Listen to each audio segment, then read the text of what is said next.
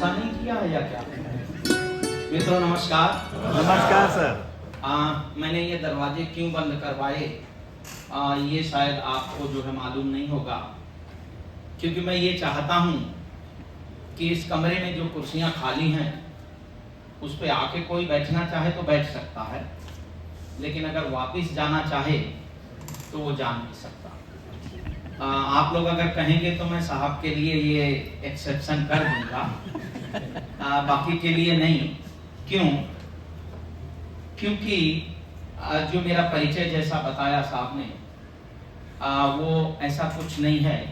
वो जब 36 बरस की सेवा आपकी हो जाएगी तो आपका परिचय और लंबा हो जाएगा। ये तो बाय डिफॉल्ट कि मैं जो है यहाँ पे ये क्लेम कर सकता हूँ कि सबसे मतलब उम्र दराज हूँ, इसलिए मेरा वो परिचय भी थोड़ा लंबा हो गया। नहीं तो कद आप देख ही रहे हैं, इसलिए मैं इधर मंच पे हूँ और नीचे आ जाऊंगा तो और छोटा नजर आने लगूंगा। आज का जो विषय है उस विषय पर आप लोगों में से पहले किसी ने लेक्चर सुना है या पहली बार सुन रहे हैं? सर मैं आपकी राजीव सर से अनुमति लेते हुए मैं एक चीज और करना चाहूंगा, आपसे बीच बीच में कुछ प्रश्न भी करना चाहूंगा। वो इसलिए नहीं कि मैं आपके हिंदी के ज्ञान की कोई परीक्षा ले रहा हूं, बल्कि इसलिए कि आपकी बातों से ही अपने बात को आगे बढ़ाते चलूंगा। आपने पहले कभी राजभाषा नीति का लेक्चर सुना है या पहली बार सुन रहे हैं? ये उत्तर बहुत बढ़िया है, डिप्लोमेटिक है कि इसमें फिर प्रश्न बहुत कम हो जाते हैं। अच्छा ओके, नया बैच आया है। सो नए बैच के लिए जनगणना कार्यालय में मैं आपका हार्दिक अभिनंदन करता हूं, तालियों से आपका स्वागत करता हूं। इसलिए बड़ी अच्छी बात है, सादे प्लेट पे कुछ भी लिखा जाए तो बहुत बढ़िया रहता है। तो आज मैं इस लेक्चर को, हालांकि ये थोड़ा 3 घंटे का होता है, समय थोड़ा सा कम नजर आ रहा है, बट मैं इसको सत्यनारायण की कथा मान के चलता हूं।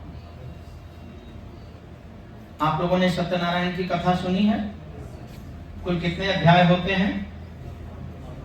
5 अध्याय होते हैं। उस तरह से हमारे राजभाषा नीति की भी इस कथा में there are only 5 things that I am going to tell you now.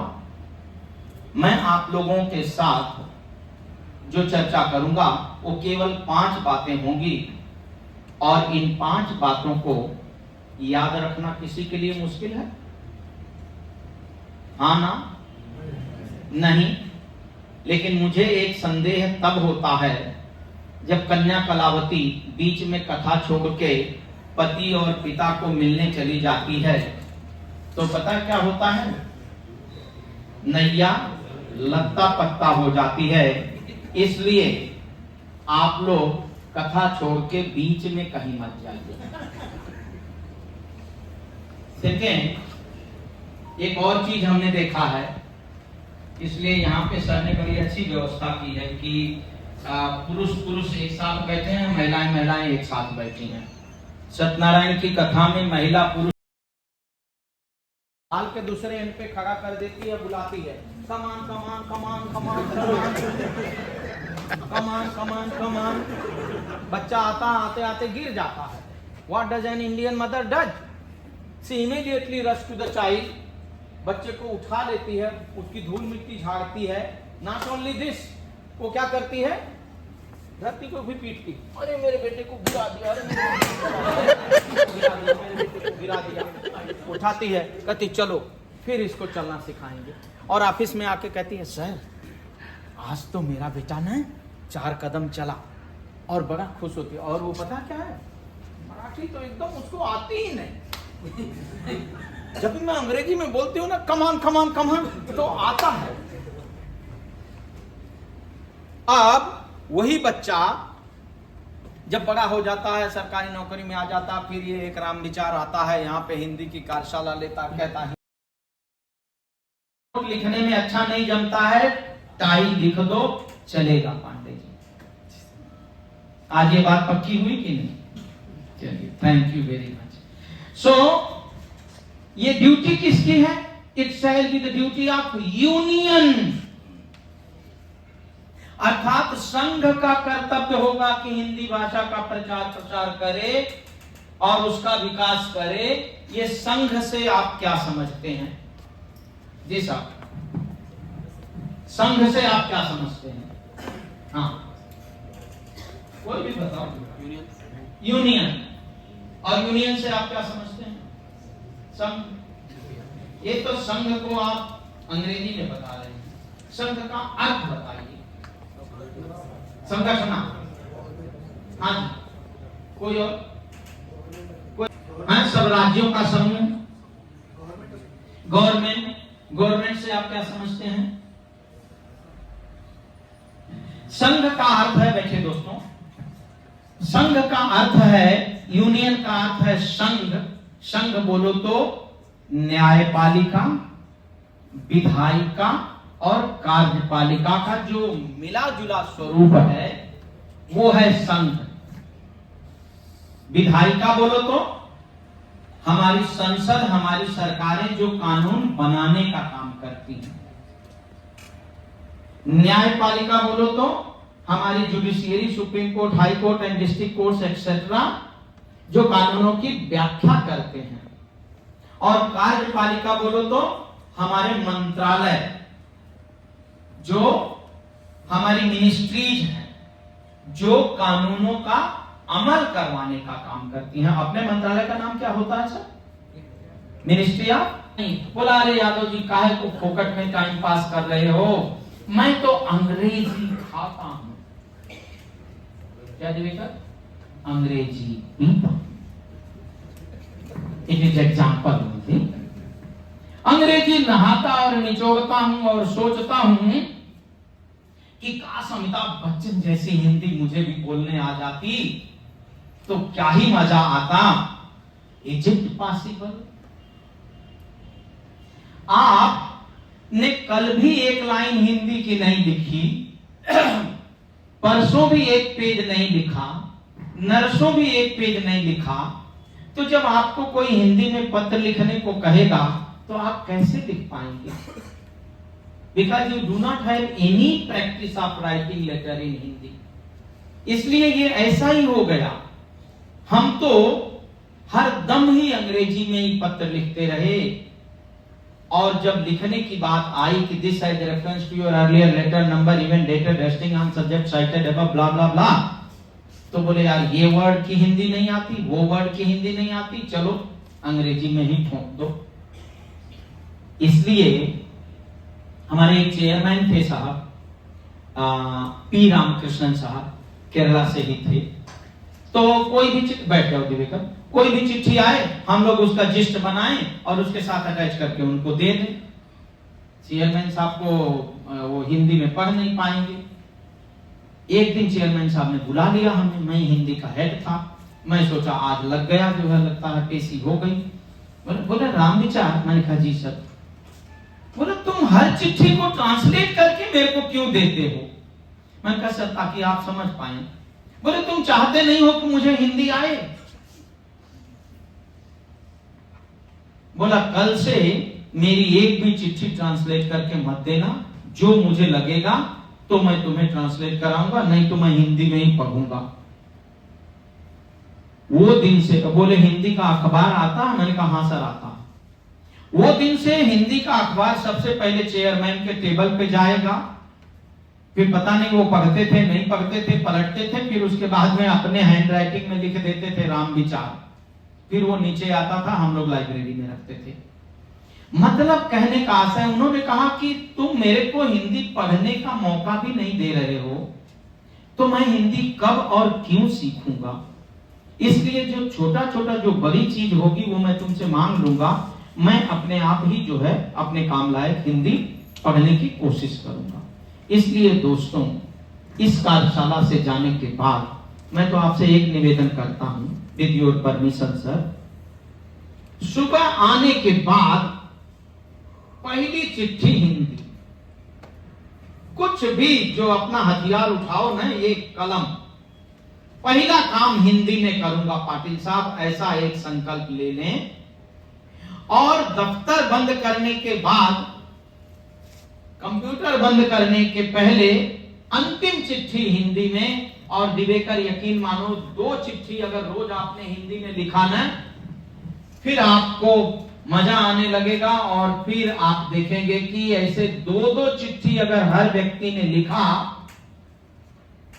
तो साहब आपको लोगों की जनगणना तो भले करनी पड़े, लेकिन हिंदी के पत्रों की गणना करते करते आप जो है क्या नाम है थक जाएंगे। इतनी चिट्ठियां यहां पे आ जाएंगी। प्रस्ताव मंजूर है क्या? हैं? भाई हाँ है या ना? तो जोरदार तालियों से इजहार करें। कल से बॉस के टेबल को प्रेजेंट कर दो हिंदी के पत्रों से, ताकि वो पढ़ते पढ़ते थक जाएं। और इति श्री सत्यनारायण कथाया, कौन सा? प्रथमो अध्याय है दोस्तों।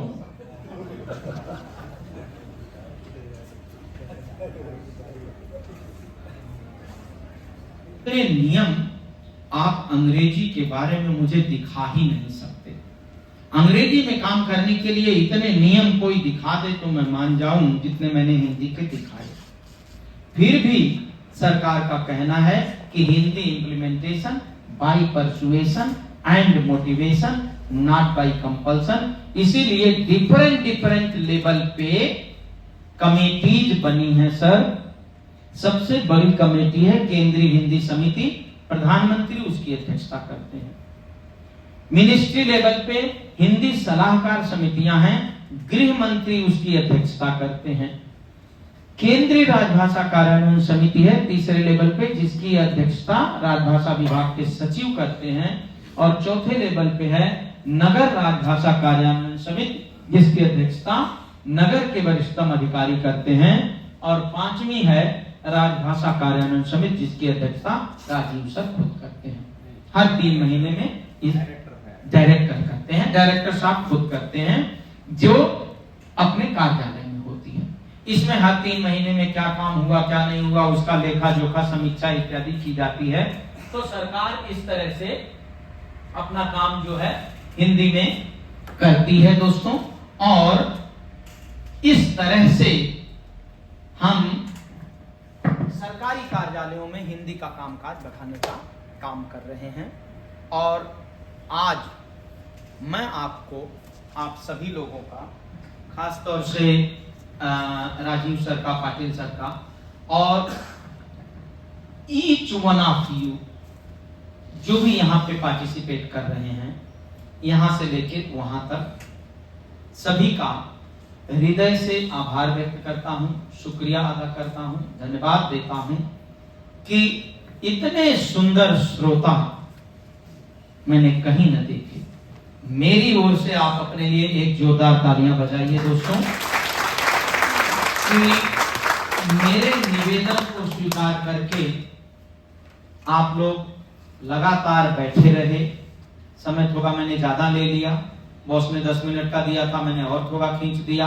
मैं सोच रहा था कि सत्यनारायण की कथा कई बार अधूरी रह जाती है, क्योंकि कन्या कलावती पिता और पति को मिलने के लिए कथा छोड़ के बीच में चली जाती है। मैं कहा ऐसा ना होए, नैया लत्ता पत्ता ना होए, तो हम इस अपनी बात को पूरी कर पाए। कई बार हो जाता है, शुरुआत में हम लोग थोड़ा समय निकाल देते हैं। दरवाजे के अंदर कोई बाहर भीतर नहीं गया, किसी का फोन नहीं बजा। लोग बहुत डरते हैं सर, सोचे फोन बच जाएगा तो पैसा देना पड़ेगा। मैं सोच रहा था पार्टी वार्टी कर लेंगे, थोड़ा पैसा आ जाएगा तो।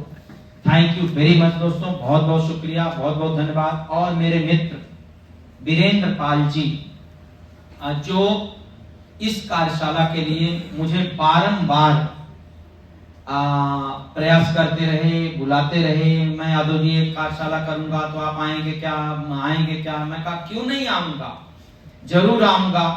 और आज वो यहाँ पे नहीं है, तो मैं सोच रहा हूं कि आप लोग मेरी ओर से हर एक व्यक्ति उनको बता दे कि वो हमेशा ही मेरे विचारों में उपस्थित रहे हैं, मेरे मन में उपस्थित रहे हैं।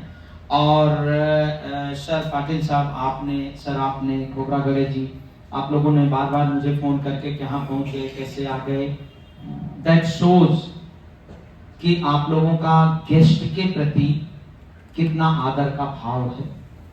आई डोंट नो कि मैं उस आदर के योग्य हूं या नहीं हूं, बट उन सब के लिए मैं आप सभी को नमन करता हूं, विनम्रता पूर्वक आप सभी को धन्यवाद देता हूं। थैंक यू वेरी मच दोस्तों। I am through with my lecture. मैंने आपको बीच में रोक दिया था।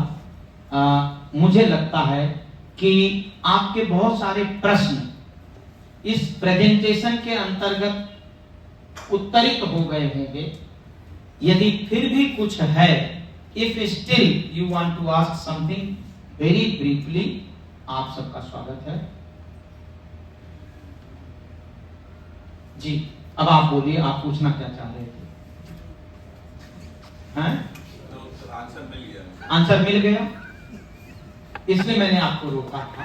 मैं कहा जो क्या नाम है, आंसर मिल जाएगा नहीं तो। Anybody else?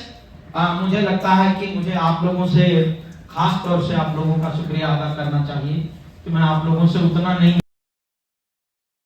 एक्सपेक्टिंग कि इतने लोग साथ साथ होंगे। और आप बता रहे हैं कि लोग बाहर से भी जुड़े हैं, ऑनलाइन भी जुड़े हैं। जो ऑनलाइन मेरे साथी जुड़े हैं, मैं उनको भी धन्यवाद देता हूं, शुक्रिया अदा करता हूं।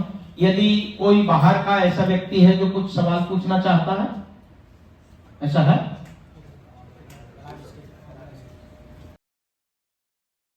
मेरे को लगता है कि सभी को ये लाभान्वित होगा। मतलब आप भविष्य में जो भी आपने बताया है और जो एग्जाम्पल आपने दिए हैं वो हमेशा याद रहेंगे सबको। इसी के साथ साथ आपका बहुत बहुत धन्यवाद मैं सभी से कह रहे थे।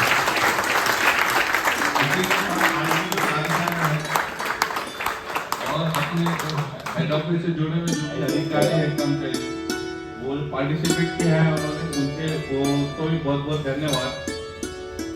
इसी के साथ साथ इस कार्यशाला का समापन नहीं होता है।